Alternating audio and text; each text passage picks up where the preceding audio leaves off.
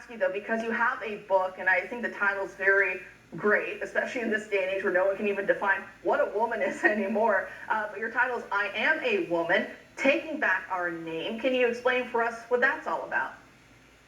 Absolutely. You know, when Merriam-Webster and Cambridge Dictionary changed the definition of male and female and man and woman, and we saw the House of Representatives wanted to take out the gendered names, mother, father, sister, brother, daughter, son, from their language, we see that this redefining of the word woman as just a feeling is actually dangerous when it comes to law and policy and national security, as we're talking about. So I did this super deep dive into what does it mean in the book of Genesis when we're created male and female, right? And I saw that even the first letter of the word male is a picture of a weapon.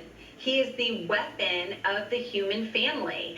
The word man in ancient biblical Hebrew means hands of fire, okay? That man was created actually to protect, to nurture, to guard, to provide all these beautiful, amazing things the way that God created man.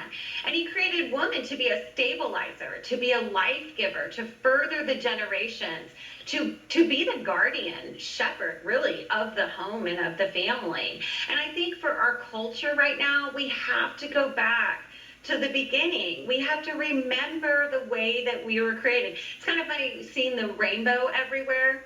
You know, in Genesis, we're told, when you see the rainbow, remember who God is, right? And remember that he made us in his image and likeness.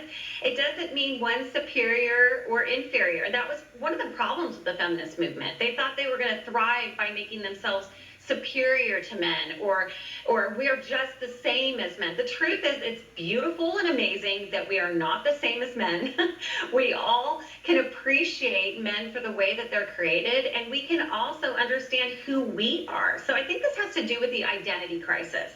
Is women don't know who they are, and their name means life giver. The first woman's name meant life-giving.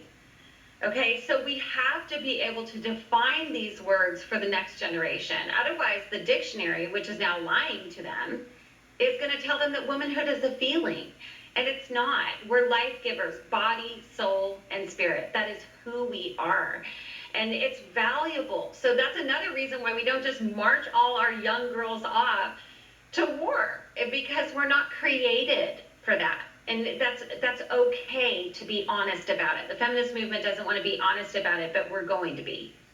You know, I think it's Tucker Carlson who says it quite often, and I think he's spot on when he says it, that, you know, when you start putting wives and mothers and daughters on the front lines, that you've lost the plot, basically, right? Because war is to defend the women and children back home. It's not to throw the women and children out on the front lines to fend for themselves.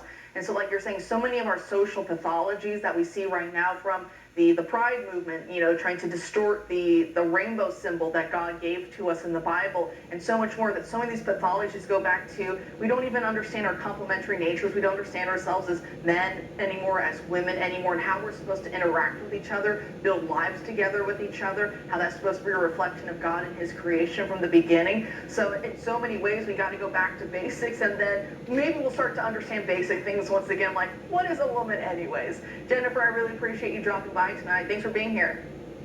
Thank you so much for having me on the show.